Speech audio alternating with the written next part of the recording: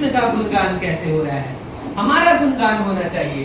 तीनों लोकों में जैसे कृष्ण का नाम है वैसे ही हमारा नाम होना चाहिए ना? तो इस तरीके से ये क्या है, छल हमारे अंदर है। तो चैतन्य महाप्रभु ऐसे भी जीवात्माओं का क्या करते हैं, वो उद्धार नहीं करते हैं। तो फिर इनसे भी करुणा लेकर के आगे कौन आते हैं, तो स्वयं ऐसे वैष्णव गण आते हैं जिनका केवल और केवल क्या गुण होता है, जीवे दया, नामे रुचि, जीवे दया और वैष्णव सेवा। तो यही धर्म सार है, नामे रुचि, जीवे दया, यही धर्म सार। तो चैतन्य चरितामृत में बताया गया है कि एक वैष्णव का लक्षण क्या होता है कि उसे हर पल कुछ भी इस संसार से मतलब नहीं है, इस संसार में क्या हो रहा है क्या नहीं हो रहा है इससे कोई उसे मतलब नहीं है। वो केवल क्या करते हैं, नाम में रुचि होता है। वो हर पल आप जहां देखेंगे वो भजन करते रहते हैं और हर पल भगवान का नाम लेते हैं, हरे कृष्णा कृष्णा कृष्णा हरे हरे, हरे राम राम राम हरे हरे। इसीलिए श्रील भक्ति विनोद ठाकुर बोलते हैं कि आप चाहे वन में रहो या घर में रहो, गृहे थाको वने थाको, सदा हरि बोले डाको, सदा हरि बोले डाको। तो ऐसा श्री भक्ति विनोद ठाकुर बोलते हैं कि चाहे तुम घर में रहो या फिर क्या तुम वन में रहो, जंगल में रहो, कहीं भी रहो, चाहे सुख हो या दुख हो, चाहे दिन हो चाहे रात हो, हर समय तुम्हें क्या करना है, भगवान हरि का नाम लेना है।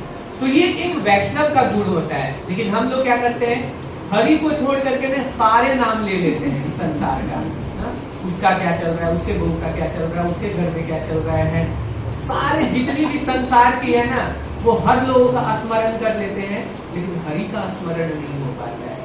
तो यही हमने बताया जाता कि यदि हमें देखना है कि हम कितनी भक्ति में आगे बढ़े हैं, तो श्रीमद् चैतन्य महाप्रभु क्या बोलते हैं, जो हर पल भगवान का नाम लेता है वास्तव में वही क्या है, एक शुद्ध भक्त है। तो हमें देखना चाहिए कि हम कितने क्षण भगवान का नाम लेते हैं।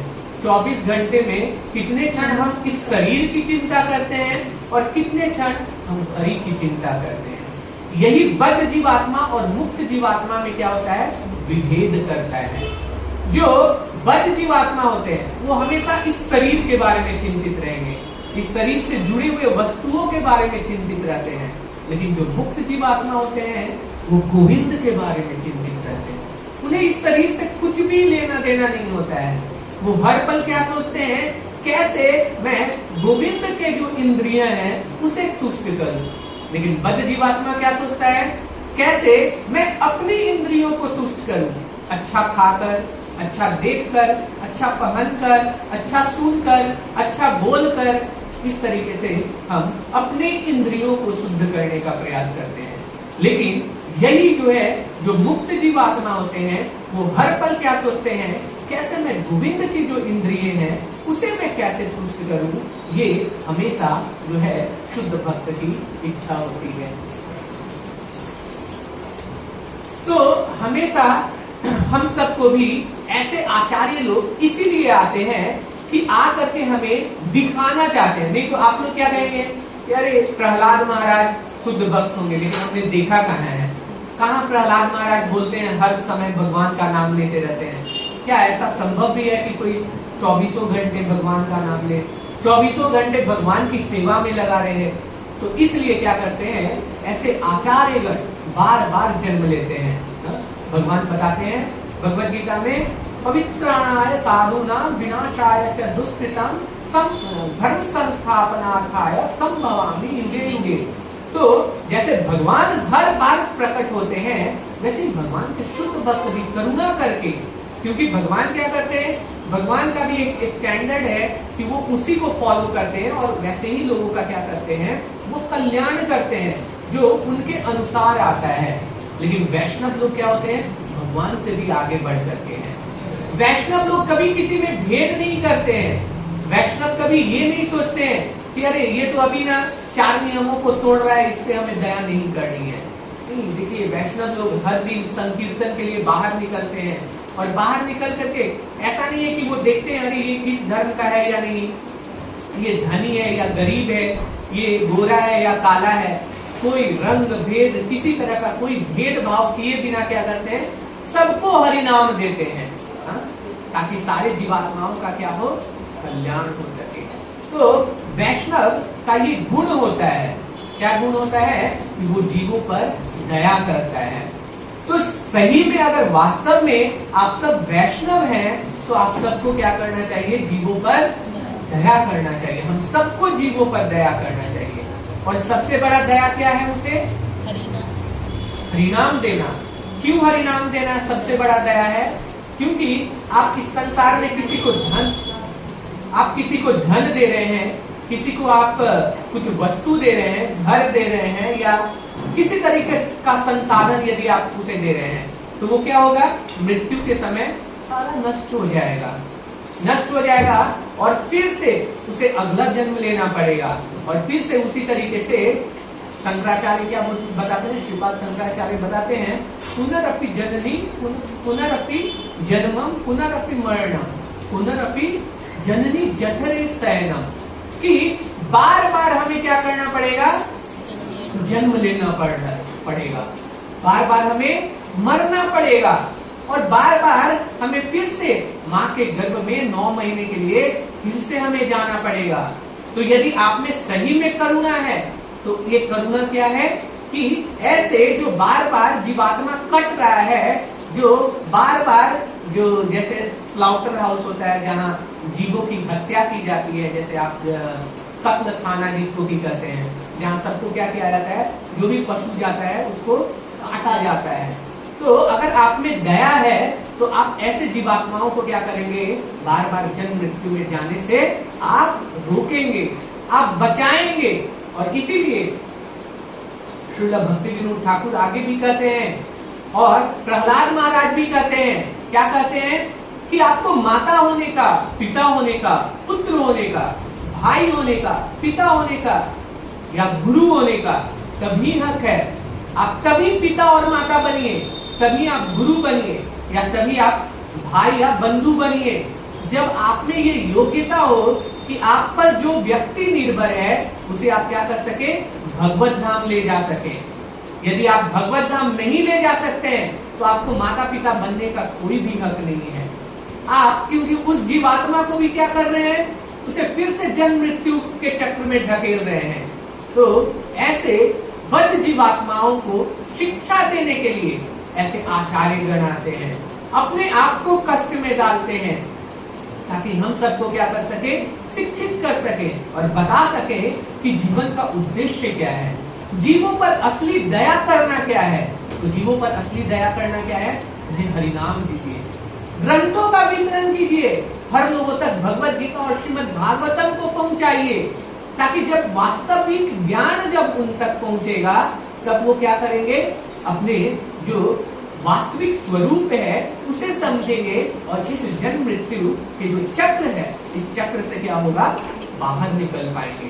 तो ऐसे ही जो वैष्णव है वो करुणा से भरे हुए रहते हैं, इसीलिए उनके जीवन का बस यही उद्देश्य होता है। और आप सब यदि देखना चाहते हैं कि आप लोग वैष्णव बने हैं या नहीं, तो हमें देखना चाहिए कि कितना हमें नाम में रुचि है और कितना हमारे को जीवों के ऊपर दया है। केवल कहने से हम वैष्णव हैं, केवल धोती कुर्ता पहन लिए, तिलक लगा लिए और कंठी माला पहन लिए और झोली ले लिए तो वैष्णव नहीं बन जाते हैं। वास्तविक वैष्णव वो है जिसे कोई बाहर में देख करके, अगर कोई मर रहा है, कोई बार बार जन्म मृत्यु के चक्र में फंसा हुआ है, और यदि हम उसे बचाने का प्रयास नहीं कर रहे हैं, उस जीव पर दया नहीं कर रहे हैं, तो हम वैष्णव कहलाने योग्य नहीं है। यदि हमें नाम में रुचि नहीं है, भगवान के गुणगान में रुचि नहीं है, भगवान की कथा कीर्तन में हमें रुचि नहीं है, तो हम वैष्णव नहीं है। हमें, और जब तक हम वैष्णव नहीं बनेंगे तब तक इस धराधाम से हम बाहर नहीं निकल सकते हैं। तो ऐसे आचार्यगण आते हैं हम सब बद्ध जीवात्माओं पे कृपा करने के लिए, हम सब पे करुणा करने के लिए ऐसे आचार्य आते हैं, और इन्हीं के आविर्भाव को हम व्यास पूजा के रूप में क्या करते हैं, हम लोग उन्हें मनाते हैं। तो तो अभी परम पूज्य गोपाल कृष्ण गोस्वामी महाराज ऐसे ही श्रील प्रभुपाद जी के महान शिष्य हैं। तो अभी हम उनके बारे में थोड़ा सा देखेंगे, उनका बायोग्राफी देखेंगे। इसके माध्यम से आप लोग बहुत लोग नहीं जानते होंगे, तो उनके माध्यम से हम देखेंगे कि कैसे ये करुणा किए ना पूरी संसार पे, न जाने कितने लोगों का उन्होंने क्या किया, उद्धार किया। और कैसे आज वो एक इस्कॉन के इपिटोम, मतलब कि जो एक आदर्श बन गए, एक बेंचमार्क बन गए ना, कि जिन्हें फॉलो करने के लिए न जाने इस्कॉन में जितने भी सन्यासी हैं आगे चल करके इन्हें एक आदर्श के रूप में रखेंगे कि एक सन्यासी क्या होता है, वो अपने जीवन के माध्यम से उन्होंने सिखाया। तो उनका अभी हम थोड़ा सा वीडियो देखेंगे और उसके बाद हम लोग इनका क्या इच्छा था तो उसके बारे में भी हम लोग जानेंगे कि महाराज हमसे क्या चाहते थे ना, कैसे हम एक अच्छे भक्त बन सकते हैं, कैसे हम सब मिलजुल करके रह सकते हैं। आज जैसे जैसे कोई परिवार बड़ा होता है उनमें मनमुटाव तुरंत हो जाता है, और कैसे ऐसे आचार्य लोग अपने आप को, अपने जीवन को क्या करते हैं, वो अपने जीवन में हर कठिनाइयों को सहन करते हैं। क्यों? ताकि हम सब क्या कर सके, मिलजुल करके रह सके। कैसे एक वैष्णव सदाचार के आदर्श हैं हमारे परम पूज्य गोपाल कृष्ण गोस्वामी महाराज, वो हम लोग देखेंगे। कैसे किसी वैष्णव की सेवा करना चाहिए, कैसे भगवान की सेवा करनी चाहिए, कैसे हमें एक दूसरे के साथ हमारा व्यवहार होना चाहिए, कैसे एक समाज में अपने गुरु के प्रति निष्ठा होनी चाहिए। ये सब हमें परम पूज्य गोपाल कृष्ण गोस्वामी महाराज के जीवन से हमें सीखने का मौका मिलता है। तो हम लोग जो गुरु महाराज के अंतिम जो 10 इंस्ट्रक्शन है वो स्टार्ट होता है, तब तक हम लोग इनके जो अंतिम जो इच्छा थी उस इच्छा को हम लोग श्रवण करेंगे। और इसे एक दिन श्रवण नहीं करना है, हर शिष्य को क्या करना चाहिए, प्रतिदिन गुरु महाराज की इन 10 इच्छाओं को अपने सामने रखना चाहिए। और इन इच्छाओं को प्रतिदिन सुबह में हमें क्या करना चाहिए, हमें पढ़ना चाहिए। आप जितना ज्यादा इनकी इच्छाओं को अपने जीवन में उतारने का प्रयास करेंगे, आप देखेंगे कि गुरु महाराज आपसे बातें कर रहे हैं, आपको गाइड कर रहे हैं, आपको दिशा निर्देश कर रहे हैं। तो ये हमारे ऊपर डिपेंड करता है। तो सबसे पहले गुरु महाराज में एक आदर्श शिष्य का भाव था। स्टार्ट हो गया। तो अभी थोड़ा देर का ये वीडियो है, तो आप सब देखिए।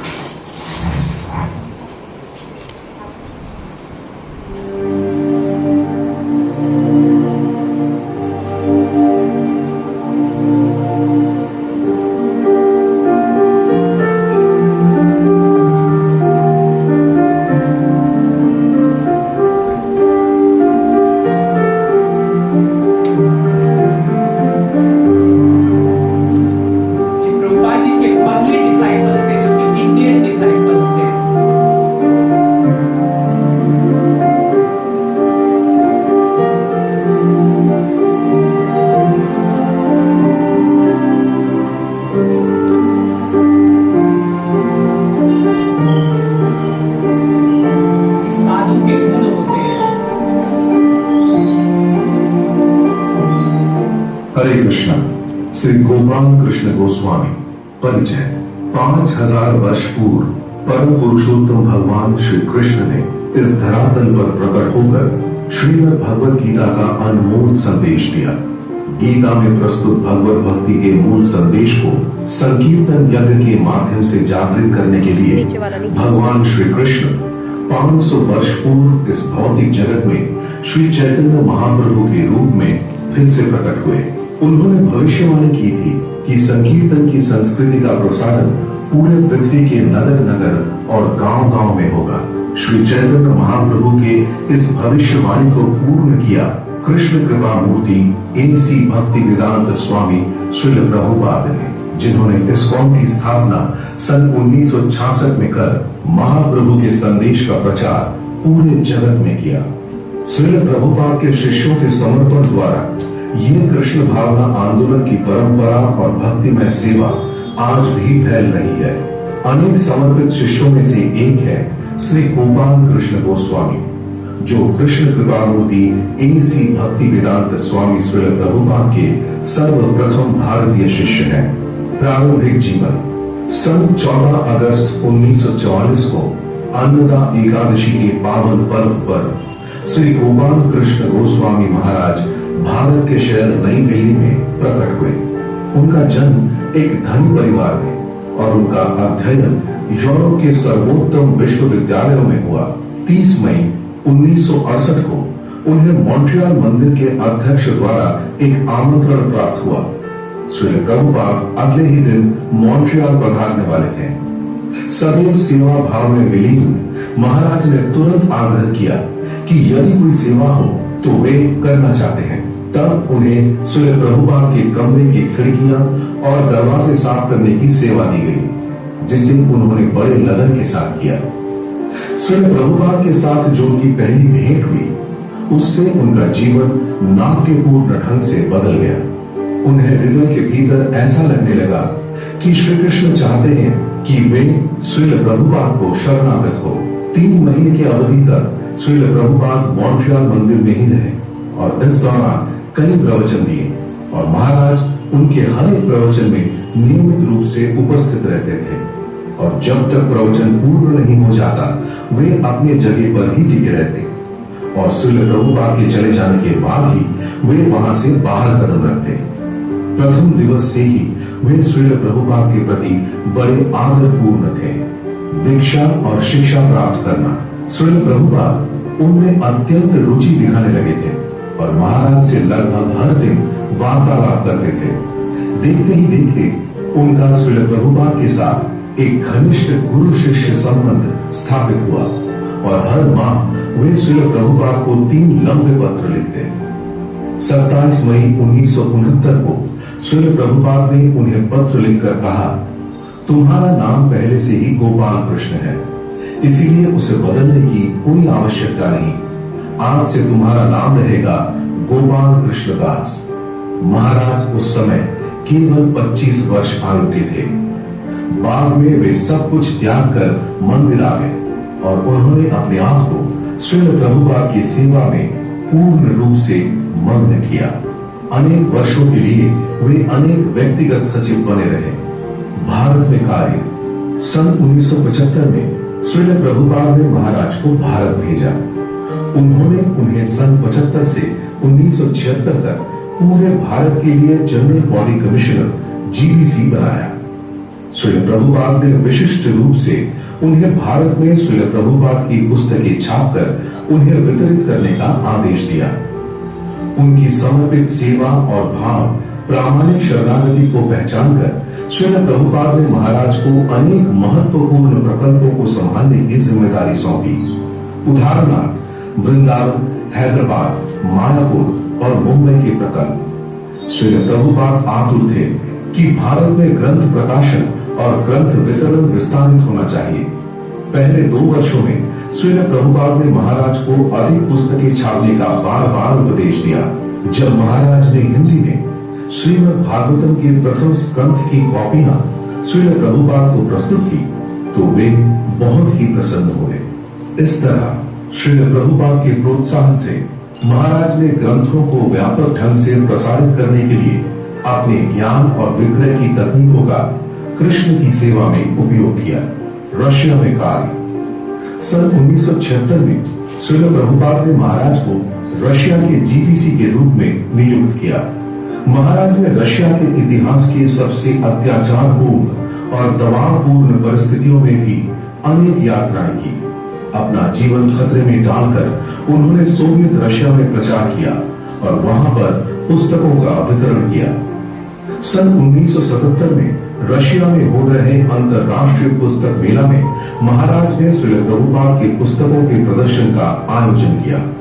इस अवसर पर इस प्रदर्शनी के आयोजकों द्वारा उन्हें सम्मानीय डिप्लोमा प्राप्त हुआ और इसमें श्रील प्रभुपाद ने गर्व महसूस किया क्योंकि उनकी पुस्तकों का सराहना अब रशिया में भी हो रही थी। जैसे ही महाराज ने श्रील प्रभुपाद का उपदेश अपने हृदय से लिया तो आश्चर्यकार पराक्रम प्रकट होने लगे। जैसे ही रशिया में साम्यवादी यानी कम्युनिस्ट नियंत्रण का खात्मा हुआ, वैसे ही धार्मिक प्रचार को आजादी दी गई और उन्होंने वहां अनेक केंद्र स्थापित किए। श्रील प्रभुपाद ने गुरु महाराज को एक पत्र में विशेष उपदेश देते हुए कहा था कि तुम केवल उत्साहपूर्वक आगे बढ़ो और श्री कृष्ण तुम्हें पूरी बुद्धिमत्ता देंगे कि आध्यात्मिक कार्य को निपुणता से कैसे चलाएं। श्रील प्रभुपाद ने सदैव उनके आध्यात्मिक गुणों की सराहना की और उन्होंने एक बार टिप्पणी दी थी कि गोपाल कृष्ण एक बहुत ही अच्छा लड़का है और उसे प्रोत्साहित किया जाना चाहिए।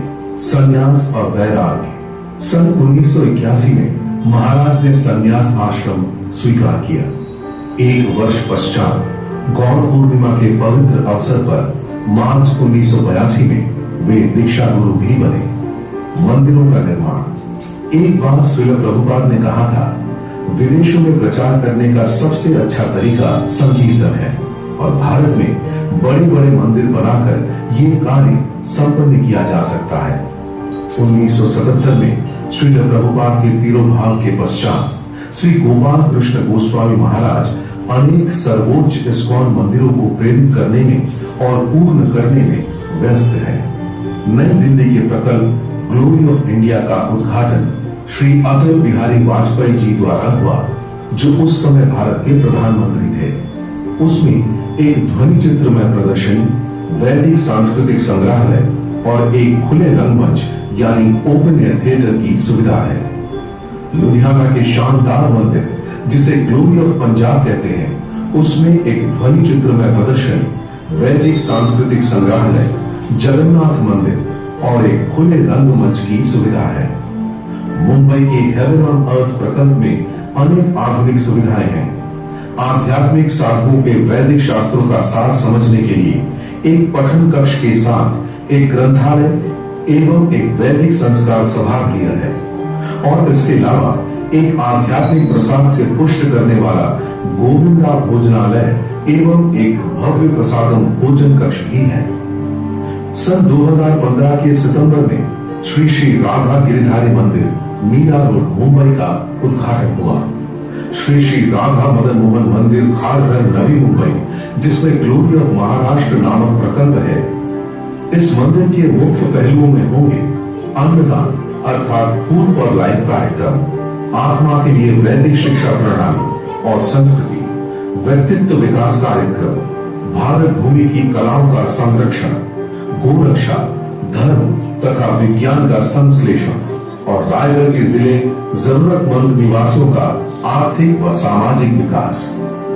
श्रील प्रभुपाद के इच्छानुसार आज दिल्ली प्रांत में 13 से भी अधिक मंदिर कार्यशील है। रोहिणी, गुड़गांव, द्वारका, गाजियाबाद, पंचशील, साहिबाबाद, छिपीवाड़ा, पंजाबी बाग, छतरपुर, पूर्व दिल्ली और नोएडा। ये मंदिर इस भौतिक जगत में आध्यात्मिक जगत के दूतावास है और वे सभी को आश्रय दे रहे हैं। हजारों राष्ट्रीय और अंतर्राष्ट्रीय यात्रियों को और भक्तों को आकर्षित करने के अलावा वे दिव्य संदेश श्रीमद् भगवद गीता यथारूप का और अन्य वैदिक साहित्यों को फैलाने में प्रमुख भूमिका निभा रहे हैं। ग्रंथ वितरण। श्री गोपाल कृष्ण गोस्वामी महाराज श्रील प्रभुपाद के ग्रंथों के अनुवाद, छपाई, प्रकाशन, वितरण और प्रचार का अखंड और व्यक्तिगत रूप से निरीक्षण कर रहे हैं। दिसंबर मैराथन के पहले श्री गुरुदेव इस्कॉन के अनेक मंदिरों और केंद्रों में जाकर सभी को ग्रंथों के वितरण के लिए प्रेरित करते हैं। महाराज के निपुण मार्गदर्शन में इस्कॉन में ग्रंथ वितरण समृद्ध हो रहा है। रशिया में प्रचार। महाराज ने रशिया में अनेक केंद्र स्थापित किए। रशिया में रथ यात्रा, गोलोक उत्सव और जन्माष्टमी जैसे अनेक प्रचार कार्यक्रमों का आयोजन हो रहा है। रशिया के सड़कों पर भगवान चैतन्य महाप्रभु का प्रचार कार्य सफल रूप से हो रहा है और उसमें साप्ताहिक हरिनाम संकीर्तन और प्रसाद वितरण कार्यक्रम भी सम्मिलित है। रशिया के भक्तों ने अपने घरों में और मंदिरों में जप कीर्तन, श्रील प्रभुपाद के ग्रंथों का अध्ययन और अर्च विग्रह सेवा को स्वीकार किया है। मिड डे मील एवं प्रसाद वितरण कार्यक्रम सन 1975 में श्रील प्रभुपाद ने उपदेश दिया था, मंदिर के 10 मील की दूरी तक कोई भी व्यक्ति भूखा नहीं रहना चाहिए। श्रील प्रभुपाद का ये स्वप्न महाराज पूर्ण कर रहे हैं और उदारता पूर्वक मिड डे मील कार्यक्रम द्वारा पूरे जगत में प्रसाद वितरित कर रहे हैं और साथ ही साथ वे कई अनेक मंदिर प्रकल्पों में और प्रचार कार्यों में भी कार्यरत है। महाराज इस्कॉन फूड रिलीफ कार्यक्रम के विश्वस्त यानी ट्रस्टी हैं। फूड फॉर लाइफ एक विशाल प्रकल्प है जिसके अंतर्गत वृद्धाश्रमों, कुष्ठ रोग भवनों, अंधगृहों और मनोवैज्ञानिक एवं शारीरिक रूप से अपाहिज रोगियों को और नैसर्गिक विपत्तियों और संकटग्रस्त इलाकों में प्रसादम बांटा जाता है। हर दिन आधुनिक रसोई घरों के माध्यम से जो पूर्ण रूप से स्वयंचलित और प्राकृतिक मित्रतापूर्ण है, भूखे बच्चों को प्रसाद वितरण किया जाता है। मिड डे मील कार्यक्रम को बढ़ाने के लिए संयुक्त राष्ट्र संघ का जागतिक अन्नदान निगम ने तकनीकी सहायता प्रदान की है। भारत सरकार ने अनुमोदन दिया है कि इस कार्यक्रम से गरीबों में स्वास्थ्य और शिक्षा के वितरण में बहुत लाभ हुआ है। अनेक राज्य सरकारों ने भी इस प्रकल्प का अनेक राज्यों के शहरों में विस्तार करने में रुचि व्यक्त की है। प्राप्तियां और कार्यकलाप। वर्तमान में महाराज भक्ति वेदांत बुक ट्रस्ट के अध्यक्ष और ट्रस्टी हैं, जो पूरे विश्व के वैदिक साहित्य का सबसे बड़ा प्रकाशक और वितरक। श्री गोपाल कृष्ण गोस्वामी महाराज ने सभी क्षेत्रों में भक्तों के योगदान को प्रेरित एवं प्रोत्साहित किया है। रशिया में तथा शेष CIS के प्रांतों में उन्हें भारी सफलता प्राप्त हुई है। इन प्रांतों में कई इमारतों को ले लिया जा रहा है। ग्रंथ वितरण तेजी से बढ़ रहा है। फूड फॉर लाइफ कार्यक्रम भी बढ़ रहे हैं। साप्ताहिक सेमिनार भी चलाए जा रहे हैं। भोजनालय विकसित किए जा रहे हैं। नियमित प्रचार कार्यक्रम भी चलाए जा रहे हैं। पाठशाला और महाविद्यालयों में सामान्य रूप से भी लोग कृष्ण भावना आंदोलन के प्रति अनुकूल हो रहे हैं। पाकिस्तान में भी महाराज निर्भय होकर प्रचार करते हैं। इस प्रकार वहां भी अनेक समर्पित व उत्साही शिष्यों के निर्माण हो रहे हैं। इतिहास में पहली बार पाकिस्तान में स्थित स्वामी नारायण मंदिर में इस्कॉन के द्वारा रथ यात्रा का आयोजन हुआ। सन 2016 में अत्यधिक प्रामाणिकता तथा समर्पण के साथ इस्कॉन परंपरा के परिपूर्ण प्रतिनिधि के रूप में महाराज आज भी श्रील प्रभुपाद के कार्य को आगे बढ़ा रहे हैं। शुद्ध भक्त के अचिंत्य गुणों को और कार्यकलापों को प्रकट करने के लिए ये शब्द पर्याप्त नहीं है। प्रचार कार्य के उद्देश्य से पिछले 3 महीनों में विश्व के 50 से भी अधिक शहरों का भ्रमण कर चुके हैं। अपने अस्वस्थ अवस्था में भी महाराज कभी भी श्रील प्रभुपाद और भगवान श्री कृष्ण की सेवा से नहीं चूकते हैं। उनके इस उत्साह की सराहना जितनी की जाए उतनी कम है। उनके इस अकल्पनीय जोश के विषय में जब एक भक्त ने रशिया के एक डॉक्टर को बताया था तो वे अचंभित रह गए। आश्चर्य व आदर के साथ उस डॉक्टर ने बताया, तुम्हारे गुरु में अति मानवीय स्वास्थ्य की क्षमता है जो मानव शरीर की क्षमताओं के बाहर है। मैंने कभी भी इस तरह का तत्व पहले नहीं देखा है। श्री गोपाल कृष्ण गोस्वामी महाराज श्रील प्रभुपाद के श्रद्धावान शिष्य रहे हैं और चैतन्य महाप्रभु के प्रचार कार्य में एक शाक्यावेशित प्रतिनिधि बनकर अथक रूप से भगवान गौरांग की कृपा को वितरित करने में लगे हुए हैं। वे पूर्ण रूप से भगवान गौरांग के उस भविष्यवाणी की पृथ्वी के हर नगर और हर ग्राम में मेरे नाम का कीर्तन होगा को पूर्ण करने में व्यस्त रहते हैं। शिष्यों का उपदेश। अपने शिष्यों के लिए महाराज के प्रमुख उपदेश ये है कि कृपया ध्यान पूर्वक जप करें, श्रील प्रभुपाद के ग्रंथों को नियमित रूप से पढ़ें, भक्तों का संग करें और अपने आप को भक्तिमय सेवा में लगाएं। श्रील प्रभुपाद को प्रसन्न करने के लिए कृपया एक दूसरों को सहयोग दें और व्यक्तिगत मामलों को महत्व न दें। इस तरह से दूसरे भक्तों के साथ मिलकर एक साथ सेवा करें ताकि दूसरे लोग भी अनुसरण कर सके।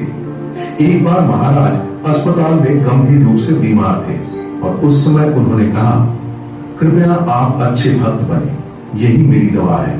आप व्यवहारिक सेवा करें। जो दवा मुझे ठीक कर सकती है वो दवा आप सभी के हाथों में है, वो दवा डॉक्टरों के हाथ में नहीं है। कृपया मेरी विनती को गंभीरता से लें। इससे श्री प्रभुपाद, भगवान कृष्ण और मैं प्रसन्न होंगे। मेरे सभी शिष्यों को मेरी एकमात्र विनती यही है कि यदि मुझे कुछ भी हो जाए तो आप कृपया इस्कॉन में ही रहें। हम सभी ऐसे महाराज के शरणागत हैं जिन्होंने काम, क्रोध, ईर्ष्या, तिरस्कार, आत्मसम्मान तथा आलोचना का परित्याग किया है। हमारे गुरु महाराज गुरु शिष्य परंपरा की एक परिपूर्ण आध्यात्मिक गुरु है। श्री प्रभुपाद के उपदेशों के प्रति उनकी शरणागति का उच्च स्तर अद्भुत है। मंदिरों की समस्याओं का हल करना, प्रवचन देना, भक्तों से मिलना, अधिकृत बैठकें, अतिथियों से मिलना, इन कार्यों में महाराज लगातार व्यस्त रहते हैं और श्री प्रभुपाद के कार्य को आगे बढ़ाने के लिए वे सदैव कार्य करते रहते हैं। ये सारे आध्यात्मिक कार्यकलाएं श्री गोपाल कृष्ण गोस्वामी महाराज के श्री प्रभुपाद के प्रति उनके शरणागति की और गहरे समर्पण भाव की केवल एक झलक मात्र है।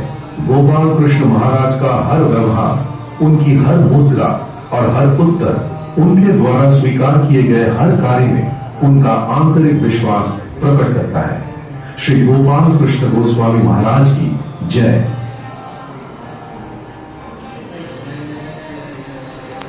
पूज्य गोपाल कृष्ण गोस्वामी महाराज की।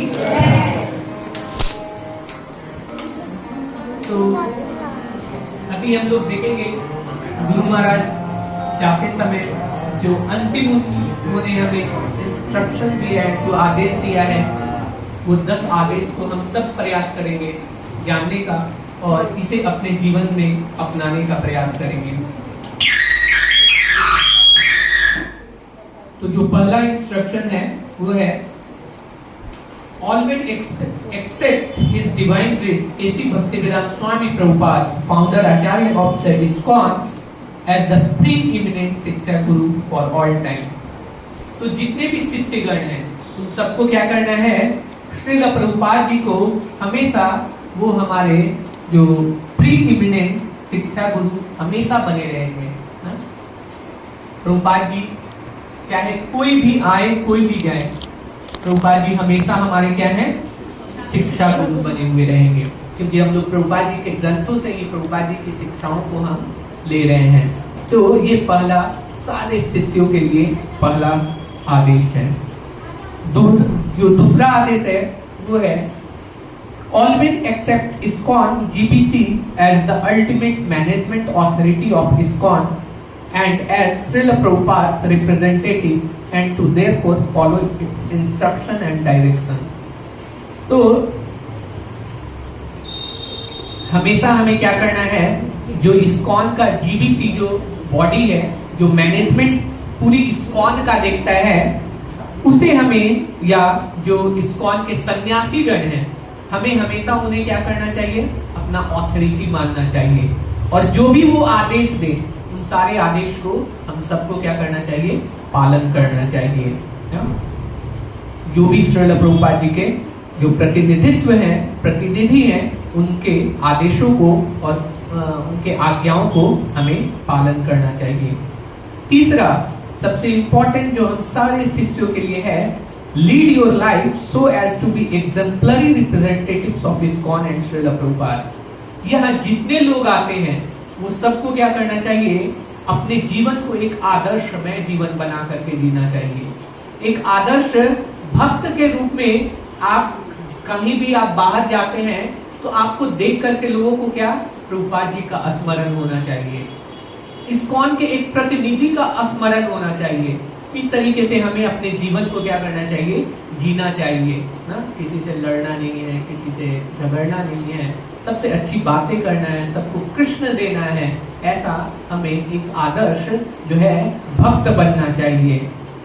चौथा, cooperate together with all other ISKCON devotees to push this movement forward. हम सबको क्या करना चाहिए, एक दूसरे के साथ सहयोग करना चाहिए, ताकि जो मिशन का जो गोल है, जो लक्ष्य है, जो इस्कॉन का लक्ष्य है, इसे हमें आगे रखना चाहिए, न कि हमें क्या करना चाहिए, कभी कभी हम जब कोई कार्य करते हैं, कोई सेवा करते हैं, कुछ प्रोजेक्ट को लेते हैं, तो हम सबके कुछ क्या होते हैं, अपने गोल सामने आना शुरू हो जाता है, कुछ हमारा कुछ सोचा हुआ होता है कि हम ऐसे करते हैं, तो इन सबको हमें क्या करना चाहिए, पीछे रखना चाहिए।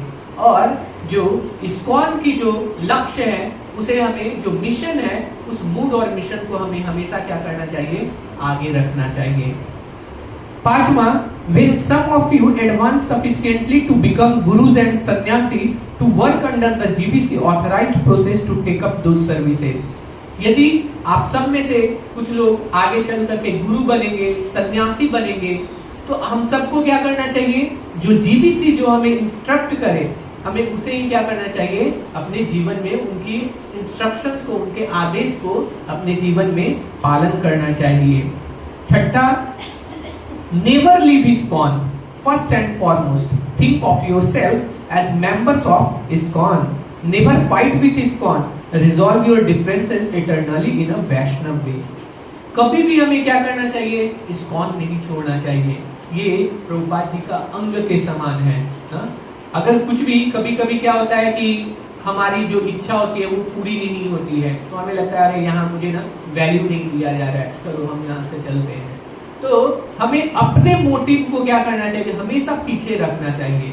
हमेशा ये देखना चाहिए कि प्रभुपाद जी का गुणगान हो रहा है या नहीं, हमेशा ये देखना चाहिए कि कृष्ण का यश बढ़ रहा है या नहीं, उनके लिए हमें सोचना चाहिए। और इस तरीके से हमें अपने मोटिव को छोड़ करके प्रभुपाद जी और कृष्ण के मोटिव को पूरा करने के लिए हमें क्या करना चाहिए, मिलजुल करके आगे बढ़ना चाहिए और कभी भी लड़ना नहीं चाहिए। अगर कुछ भेदभाव, कुछ मतभेद होते हैं, क्योंकि जब ढेर सारे लोग होते हैं तो वो वास्तविक रूप से क्या होता है, मतों में भेद होना शुरू हो जाता है। तो हमें उस सारे मतभेद को क्या करना चाहिए, एक वैष्णव प्रणाली के तरह हमें क्या करना चाहिए, उस मतभेदों को सुलझाने का प्रयास करना चाहिए। न कि बाहर जाकर के हम ना लोगों को बता रहे हैं अरे यहाँ तो ये है ये है, नहीं, यहाँ बहुत सारे ऑथोरिटी है, हमें उनके पास जाना चाहिए और जाकर के हमें क्या करना चाहिए। समस्या किस घर में नहीं होती है, हर घर में समस्या होती है, लेकिन घर की समस्याओं को बाहर के लोगों से नहीं कभी शेयर करना चाहिए। घर की समस्याओं को हमेशा घर के लोगों में ही क्या करना चाहिए, सुलझाना चाहिए।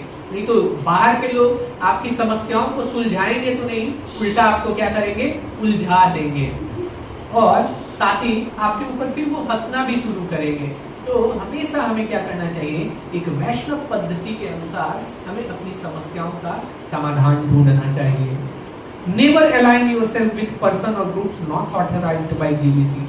बहुत सारे लोग हैं जो कि जीबीसी या जो ISKCON के ऑथोरिटी हैं वो उन्हें नहीं बताते हैं, उन्हें अपना प्रतिनिधि नहीं बताते हैं।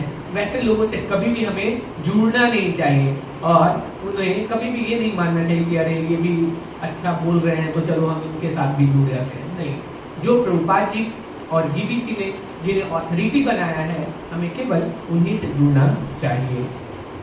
आठवां जो है वो है सीरियसली स्टडी प्रभुपाद बुक्स, जो कि ये हम सारे साधकों के लिए है। जितने भी अगर चाहते हैं आप सब भक्ति में आगे बढ़ने के लिए, तो ये इंस्ट्रक्शन सबसे इंपॉर्टेंट है और बार बार गुरु महाराज इस चीज को दोहराते हैं। वो क्या है, seriously studying Srila Prabhupada books on regular basis. हम लोग को प्रतिदिन क्या करना चाहिए, सबको श्रील प्रभुपाद जी के ग्रंथों का अध्ययन करना चाहिए। सोचिए श्रील प्रभुपाद जी दिन रात मेहनत करके रात रात भर जाग करके उन ग्रंथों का क्या किए हैं, उन्हें लिखा है। किसके लिए, हमारे लिए लिखा है। और अगर हम लोग नहीं पढ़ रहे हैं तो क्या उनके श्रम को हम लोग ऐसे ही वेस्ट कर रहे हैं और इसे गुरु महाराज कभी भी प्रसन्न नहीं हो सकते हैं। तो हम सबको यही हमें क्या करना चाहिए, नियम बनाना चाहिए कि प्रतिदिन हम प्रभुपाद जी के ग्रंथों का अध्ययन करेंगे। अगर हम पढ़ नहीं सकते हैं तो किसी से सुने, बट ना हमें इन ग्रंथों का अध्ययन करना चाहिए प्रतिदिन। Always chant at least 16 attentive rounds every day. हमें प्रतिदिन क्या करना चाहिए, 16 माले का ध्यान पूर्वक जप करना चाहिए। और एकादशी के दिन या किसी विशेष उत्सव के दिन हमें क्या करना चाहिए, 25 माले का हमें जप करना चाहिए। और साथ ही साथ हमें बहुत strictly follow the 4 regulative principles of no meat eating, no intoxicant, no gambling and no illicit drink. और जो ये 4 धर्म के जो स्तंभ हैं, ये भक्ति नहीं है, लेकिन भक्ति करने के लिए क्या है, अनिवार्य है। इन नियमों को हमें बहुत ही कड़ाई से पालन करना चाहिए। किसी तरह का मांसाहार नहीं करना चाहिए, किसी तरह का नशा पान नहीं करना चाहिए, किसी तरह का जुआ सट्टा नहीं खेलना चाहिए और किसी तरह का अवैध संबंध नहीं होना चाहिए। 9वां, work to make a ISKCON a dynamic society. हमेशा हमें इस तरीके से कार्य करना चाहिए कि इस्कॉन हमेशा इसी तरीके से आगे बढ़ते रहना चाहिए ना, हमेशा इसका प्रोग्रेस होते रहना चाहिए। और 10वां, last, continue donating your time and resources to ISKCON causes. हमें हमेशा अपने समय को ना, अपनी जो भी संसाधन है वो इस्कॉन को बढ़ाने के लिए हमें क्या करना चाहिए, हमें हमेशा दान करते रहना चाहिए। और गुरु महाराज एक सन्यासी होकर के हमें ये शिक्षा दे रहे हैं अपने जीवन से कि आज तक गुरु महाराज कितने, अभी आप लोगों ने देखा, बहुत धनी घर से थे ना, इनके पिताजी बहुत बड़े ऑफिसर थे और ये एकमात्र अपने पिता के पुत्र थे। और इन सब के बावजूद भी इनके अकाउंट्स में कभी भी 1 रुपया नहीं था ना, इनका कोई अपना पर्सनल अकाउंट नहीं था, इनका कोई अपना प्रॉपर्टी नहीं था। ये कभी भी जो भी कुछ ये इन्होंने अर्जित किया वो केवल और केवल किस लिए किया, श्रील प्रभुपाद जी की प्रशंसा के लिए किया।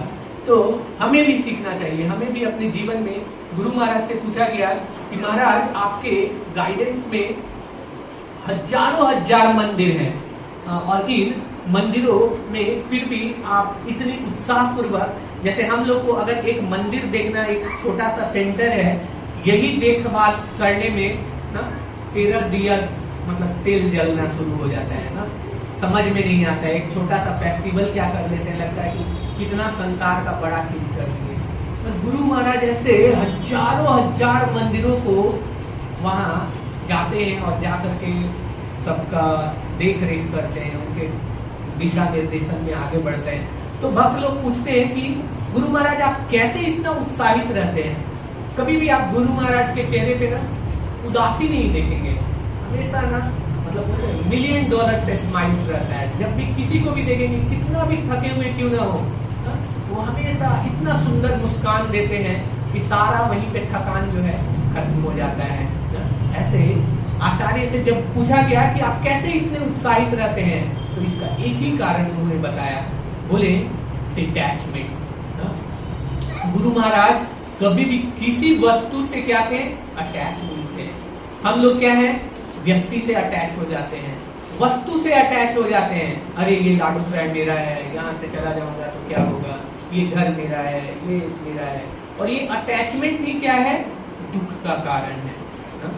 इसलिए आप जितना ज्यादा डिटैच होना सीख जाएंगे, उतना ही आप जीवन में क्या रहेंगे, प्रसन्न रहेंगे। केवल और केवल गुरु महाराज अटैच थे तो किससे थे, श्रील प्रभुपाद जी से अटैच थे। वो हर लोगों के एडवाइस को लेते थे, लेकिन वो सबसे पूछेंगे, इतने मतलब सरल थे। वो एक छोटा बच्चा भी रहता है ना, उससे भी पूछते थे। जैसे मैं प्रभु जी की कृपा से मौका मिलता था, गुरु महाराज को पर्सनली भी मैं जाता था, हर मंडे को जाता था और जाकर के सर्व करने का प्रयास करता था। फिर राम कृपा प्रभु जी जाते थे, तो जब भी गुरु महाराज प्रसाद पाते रहते थे तो जाते थे, तो बताते थे मतलब कि मैं कुछ भी नहीं हूँ, जो ऐसे कई देशों में हजारों हजार मंदिर देख रहे हैं और कितने बड़े बड़े मतलब कि उनके अंदर कितने शुद्ध भक्त हैं। लेकिन वो कहीं भी जाते थे, जैसे उस दिन रोहिणी मंदिर का इनॉग्रेशन था, तो उसके 1-2 दिन पहले ही गुरु महाराज जाने वाले थे, तो मैं प्रसाद वहीं पे प्रसाद सर्व कर रहा था। तो गुरु महाराज बोलते हैं कि अभी ना मैं रोहिणी जा रहा हूँ, वहाँ ना नया मंदिर अभी वहाँ इनॉग्रेट करना है। तो हर लोगों से छोटी छोटी बातों को भी ना हमेशा लोगों से साझा करते थे। इतनी कोमलता था गुरु महाराज में, लेकिन दृढ़ता उतना ही ज्यादा था। अभी बता रहे थे कि आज आपने देखा पाकिस्तान में वहां जाना तक मुश्किल है, रशिया में ऐसे जगह वहां जाना मुश्किल है, असंभव है। और वहां पे गुरु महाराज केवल और केवल चाइना में आप वहां प्रचार नहीं कर सकते। यहाँ आप इतनी आसानी से बैठने का आपको मौका मिल रहा है, हरिनाम करने का मौका मिल रहा है, फिर भी हम लोग नहीं आ पाते हैं। हाँ, इतना हमें भगवान ने सुविधा दिया है। और वैसे जगह गुरु महाराज जाते हैं और जाकर के प्रचार करते थे, और आज उनकी कृपा से वहाँ न जाने कितने हजारों हजार भक्त बन रहे हैं। और गुरु महाराज हमेशा बोलते थे कि जो रशिया में है ना, वहाँ बहुत सारे शुद्ध भक्त हैं, बहुत सारे अच्छी भक्ति कर रहे हैं। हम लोग का डेडिकेशन तो कुछ भी नहीं है उनके सामने। वो लोग हर चीज, इसीलिए गुरु महाराज कार्तिक में आप देखेंगे कि गुरु महाराज 1 मंथ के लिए क्या रहते थे, वृंदावन में रहते थे। तो ऐसा नहीं है कि वृंदावन वो जाते थे, वहां जाकर के ना जैसे मजा करने के लिए हम लोग जाते हैं तो इधर उधर दर्शन कर रहे हैं, ये कर रहे हैं, चाट पकौड़े खा रहे हैं, फोटो सेल्फी खिंचा रहे हैं, कहाँ कहाँ मंदिर में गए। गुरु महाराज केवल और केवल सेवा के लिए जाते थे। वो प्रभुपाद जी की मंदिर के अलावा और किसी मंदिर में वो दर्शन तक के लिए वो नहीं जाते थे। वहां जाते थे तो वहां पूछा गया कि आप क्यों गुरु महाराज यहाँ रहते हैं, तो वहां उस समय केवल और केवल रशियन डिवोटीज जो आते थे उनके लिए गुरु महाराज वहां जाते थे। गुरु महाराज बोलते हैं कि ये रशियन डिवोटीज इतने धनी नहीं है, लेकिन वो लोग साल भर क्या करते हैं, पैसा इकट्ठा करते हैं। जैसे हम लोग भी बहुत सारे डिवोटीज लोग हैं जो कि मायापुर के लिए ना थोड़ा थोड़ा गुल्लक में लक्ष्मी जमा करते रहते हैं कि अब मायापुर जाएंगे। तो वैसे ही वहाँ विदेश से केवल भारत में आने के लिए लाखों रुपए की टिकट होती है। तो वो स्पेशली वृंदावन वो लोग ऐसे पूरी साल क्या करते थे, वो पैसे थोड़े थोड़े थोड़े थोड़े जमा करते थे और जमा करके यहाँ वृंदावन आते थे। और इसीलिए उस समय जब गुरु महाराज वृंदावन में रहते थे तो केवल और केवल रशियन डिवोटीज को हर दिन समय देते थे, उन्हें लेक्चर देते थे, उनसे मिलते थे, और इस तरीके से गुरु महाराज सबका टेक केयर करते थे। चाहे वो कितना बड़ा डोनर क्यों ना हो या कितना छोटा से छोटा भक्त क्यों ना हो, कभी उनके साथ वो भेदभाव नहीं करते थे। वो हर लोगों के साथ वही स्माइल के साथ बातें करते थे। चाहे कोई नया भक्त उनके पास जाएगा, फिर भी उनसे वो उसी तरीके से वार्मली एकदम अच्छी तरीके से मिलते थे, और चाहे कोई पुराना भक्त हो उनके साथ भी वैसे ही। गुरु महाराज का इतना निष्ठा था, इतना डिटर्मिनेशन था कि कभी कभी वो 3 बजे भी आते थे। अब सब साधना के लिए गुरु महाराज क्या है, साधना के प्रतिमूर्ति है। चाहे हम लोग को तो एक जन्माष्टमी मनाए, कितने लोग गायब हो गए मॉर्निंग प्रोग्राम में ना कि 12 बजे तो सोए ही है, अब क्या जागे। गुरु महाराज 3-3 बजे आते थे, विदेशों से आते थे, और आप 4:30 बजे उन्हें कहाँ देखते थे, निकाय के अल्टर में देखते थे। ये हमें अपने आचार्य से सीखना चाहिए। हम लोग हर दिन गाते हैं ना, निकुंज यूनो रसिकेले सिद्धे गाया लिखिरु निरपेक्ष तत्राति दक्षा प्रतिबल्लभस्य वंदे गुरु श्री चरण। तो ऐसे आचार्य जो है, ये इनका कुंज और निकुंज क्या है, तो ये अल्टर है जहाँ भगवान का हर पल लीला चलते रहता है। आप सबने एक वीडियो देखा होगा जिसमें गुरु महाराज क्या कर रहे हैं, सोए हुए हैं, और उस समय भी क्या कर रहे हैं, देवी वर्शिप कर रहे हैं। तो ये सिद्धि हमें प्राप्त करनी है जीवन में। हाँ? ऐसे आचार्य लोग, उनसे जब पूछा जाता था कि गुरु महाराज आप रेस्ट क्यों नहीं करते हैं, हाँ? जो उन्हें कुकिंग मतलब कि जो कुक होते थे या जो उन्हें प्रसाद सर्व करते थे, उनके लिए सबसे ज्यादा डिफिकल्ट समय होता था, क्योंकि गुरु महाराज का कोई समय ही नहीं होता था प्रसाद पाने का। वो अगर कोई भक्त आ गए ना, वो पूरी दिन भूखे रह जाएंगे, लेकिन सामने वाले नाराज ना हो जाए। तो हमेशा गुरु महाराज क्या बोलते थे, दशावतार या और सब जो उनके सेक्रेटरी रहते थे, तो उन्हें हमेशा बोलते थे कि जो ज्यादा समझदार व्यक्ति है ना, वो बाहर रहे, यहाँ पे न रहे। क्यों ये कहते थे, क्योंकि ये लोग रोकते थे ना। वो बोलते थे अभी गुरु महाराज को रेस्ट करने दीजिए सबको ना, अब आप लोग जल्द उन्हें निकालना चाहते थे। लेकिन गुरु महाराज हमेशा हर लोगों को, चाहे कितना भी थके हुए क्यों ना हो, गुरु महाराज सबको समय देते थे। ऐसे आचार्यगण वो कभी भी ये नहीं देखते थे कि मैं भूखा हूँ, मैंने रेस्ट नहीं किया है। वो बोलते थे, उन्हें जब रेस्ट करने के लिए बोला जाता था तो गुरु महाराज क्या बोलते थे, स्लीपिंग मीन्स फॉरगेटिंग कृष्णा। तो इसलिए वो सोते ही नहीं थे। गुरु महाराज कभी बेड पे नहीं सोते थे। वो तो अभी तबीयत खराब होने लगा तो बेड, वो हमेशा जमीन पे सोते थे। और वो हमेशा यही बोलते थे, उन्हें जब रेस्ट करना रहता था तो वो बस सोफा पे बैठते थे और थोड़ा देर चैंट करते थे और तुरंत फिर से फ्रेश हो जाते थे और वो तुरंत सबसे फिर वही सेवा में लगे रहते थे। तो ऐसे गुरु निष्ठा से भरे हुए थे कि वो हमेशा जब भी कोई उन्हें रेस्ट करने के लिए बोलता था या तबीयत खराब 108 डिग्री फीवर होने के बावजूद भी उन्हें जब लेक्चर के लिए मना किया जाता था तो वो अपने सर्वेंट को डांटते थे, बोलते थे तुम्हारा कोई अधिकार नहीं है मुझे अपने गुरु की सेवा करने से रोकने का। ऐसी निष्ठा हमें ऐसे आचार्यों से, जब हम इनकी ग्लोरीज को सुनते हैं तो हमें लगता है कि हमें क्या मिला है। ऐसे आचार्यगण जो हैं वो नित्य यहाँ रहते हुए भी हमेशा भगवान की लीलाओं में ही रहते हैं। हम लोग को सोने के लिए अगर थोड़ा डिस्टर्ब कर दे, 6 घंटा पूरा नहीं हो तो 10 बहाना करते हैं, अरे अभी तो नींद नहीं आया। जपा में भी नींद आने लगता है, मतलब कि कथा का तो बाकी नहीं, भागवत में तो सबसे ज्यादा, इस्कॉन में भागवत में सोने का समय और प्रसाद में जागने का समय गुरु महाराज के साथ उनका होता था। वो बोलते थे सोना मतलब कृष्ण को भूलना, और इसलिए मैं सोना नहीं चाहता हूँ, मैं हर समय जागना चाहता हूँ, ज्यादा से ज्यादा मुझे सेवा करना है प्रभुपाद जी को। तो ऐसे बहुत सारी इनकी लीलाएं हैं। एक दो और स्टोरीज है, आप सब सुने हुए। एक बार आपने देखा होगा जैकेट एक निकला था, उस पे पीछे में क्या श्रील प्रभुपाद बुक मैराथन लिखा हुआ था। तो यहाँ के भक्तों ने क्या किया, वो गुरु महाराज के लिए भी वो जैकेट बनवाया और गुरु महाराज को जब जा करके गिफ्ट करने लगे तो गुरु महाराज जब उसे खोले तो उस पे क्या उन्होंने देखा, श्रील प्रभुपाद का नाम लिखा हुआ है और फिर बोले मैं ये नहीं ले सकता हूँ। तो क्या हुआ, गुरु महाराज ये तो आपके लिए है। पहले तो आपने बोला बहुत अच्छा है, बट जैसे ही उन्होंने श्रील प्रभुपाद जी का नाम लिखा तो उनसे पूछा गया कि आप क्यों नहीं लेना चाहते हैं। बोले ये प्रभुपाद जी का नाम है और यही मान करके आप लोग बाथरूम जाएंगे, तो ये हमारी निष्ठा होनी चाहिए। हम लोग तो राधे राधे लिखा हुआ कपड़ा पहनने में और क्या क्या जो माता जी लोग यूज करती है भगवान का नाम, ऐसा कपड़ा हमें कभी भी नहीं लेना चाहिए ना? क्योंकि नाम और भगवान में कोई भेद नहीं होता है। तो उनकी गुरु के प्रति इतनी निष्ठा की कि केवल उन्होंने क्या कहा कि प्रभुपाद जी मेरे पीछे रहेंगे। इतना उनका सोचिए कितना सम्मान होगा जो अपने गुरु के नाम को अपने पीठ पर नहीं देख सकते हैं। ऐसे आचार्य की क्या निष्ठा है अपने गुरु के प्रति, ये आप सोच सकते हैं। उनके लिए नाम क्या है, प्रभुपाद जी हैं। उनके लिए प्रभुपाद जी के फोटो का तो बात ही अलग है। जो नाम को इतना जो वैल्यू करते हैं वो प्रभुपाद जी के फोटो का क्या वो वैल्यू करेंगे। तो हम लोग को ऐसी निष्ठा होनी चाहिए।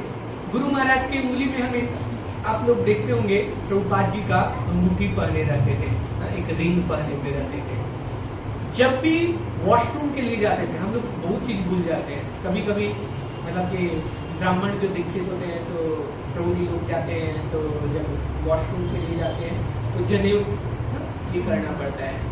कभी कभी भूल जाते हैं ना, दिमाग में इतना कुछ चलते रहता है कि वो भूल जाते। लेकिन गुरु महाराज कभी भी प्रभुपाद जी के अंगूठी को निकालना नहीं भूलते थे।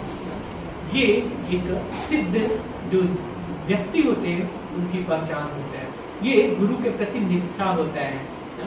तो ऐसे आचार्य न जाने कितने गुणों से, उन्हें आप लोग एक वीडियो भी देखे होंगे जिसमें कि परम पूज्य योगेंद्र स्वामी महाराज थे, तो वो वृंदावन में रहते हैं। उन्होंने गुरु महाराज से बोला कि गुरु महाराज आप ना वृंदावन में अब रहिए, आप बहुत अब उम्र हो गई है, इतने सारे मंदिरों का निर्माण कर दिया, इतने सारे भक्त बना दिए, अब आप वृंदावन में वास कीजिए, यहाँ ना भगवान का भजन कीजिए। तो गुरु महाराज बहुत ही अपने गुरु भाइयों का आदर करते हैं। तो गुरु महाराज हंस करके निकल लिए और वो वृंदावन में कभी भी सेवा के अलावा कभी भी नहीं जाते हैं। वो 1-2 दिन के लिए वृंदावन रहते हैं, उसके बाद वो वृंदावन नहीं रहते हैं। वो बोलते हैं प्रभुपाद जी हमारे 70 साल की आयु में उन्हें वृंदावन का वास मिला हुआ था। वो चाहते तो वृंदावन में रह करके भजन कर सकते थे, उन्हें राधा दामोदर इतनी दिव्य स्थान में रहने का स्थान मिला हुआ था, लेकिन उन्होंने क्या किया, हर चीज छोड़ करके हम सब के लिए उन्होंने क्या किया, वृंदावन छोड़ करके पूरी विश्व में वृंदावन को ले गए। तो हमें भी क्या चाहिए, वृंदावन में धामवास में नहीं करना चाहिए, हमें बाहर निकलना चाहिए, अपने कंफर्ट जोन से बाहर निकल करके हमें हर शिष्य को क्या करना चाहिए, प्रचार प्रसार करना चाहिए। हम लोग को यही डिटर्मिनेशन होना चाहिए।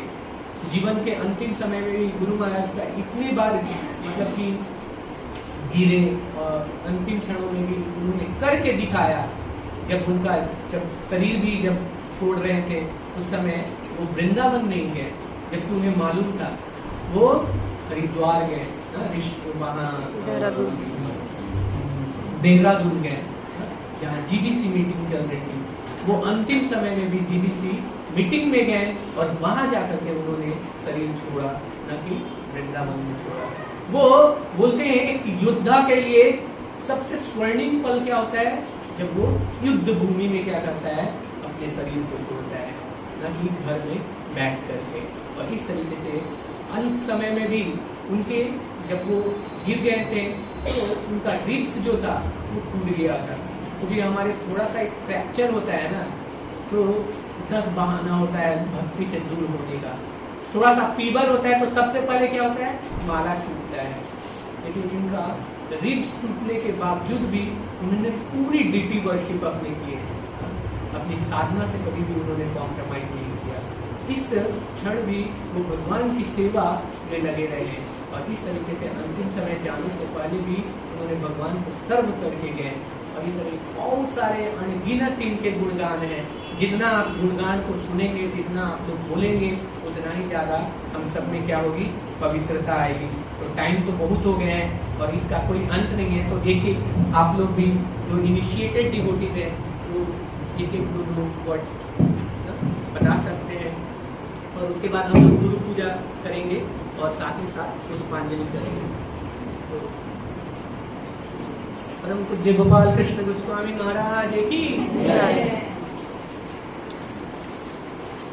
एक एक ग्लोरीज बोल सकते हैं।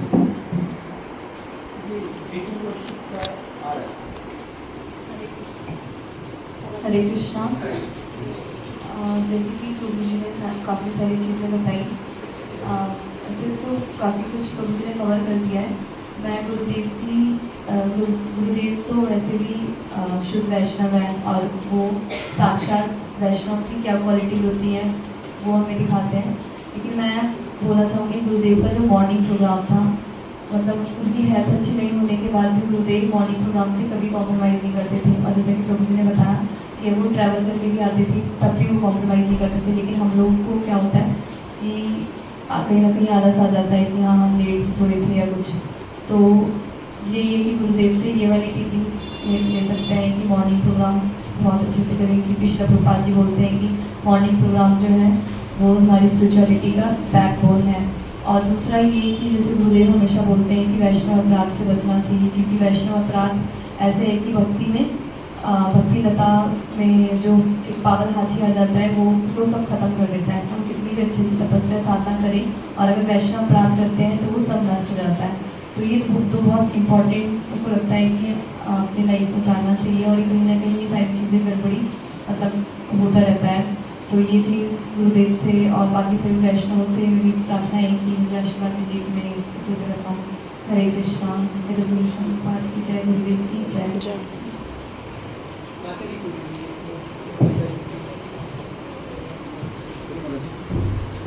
Gracias.